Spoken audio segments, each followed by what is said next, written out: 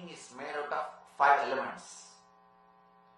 Earth, Prithvi, earth element, your bone and the base structure is made out of earth element.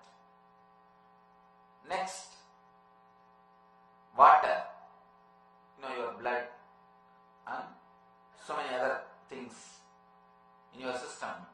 Water element represents the water element energy. Next, fire, which is constantly burning in your Manipura, which is digesting all the food. We call it Vaishwanara Agni. Vaishwanara, the Agni which is inside your Manipura. If this fire goes away, your body has to be put in the fire.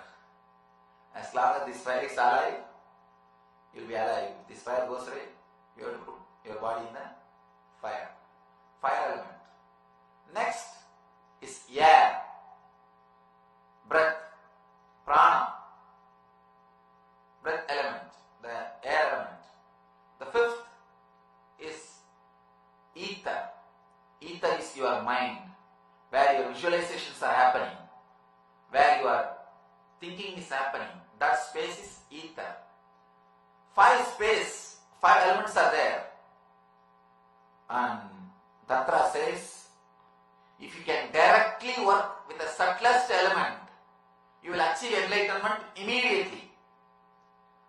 Working with earth means then you have to move to the water, then you have to move to the fire, then you have to move to the air, from there you have to move to the ether.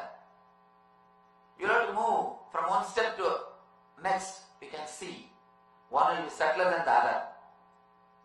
If you go deep, it will be subtler and subtlest. The earth and the water will have form, and the fire is formless form. Air and the ether will not have form. Fire can lead from form to formlessness. These are the 5 elements. If you can work with the subtlest, straight away you can become enlightened. You can reach the cosmic energy. You can reach the Atman.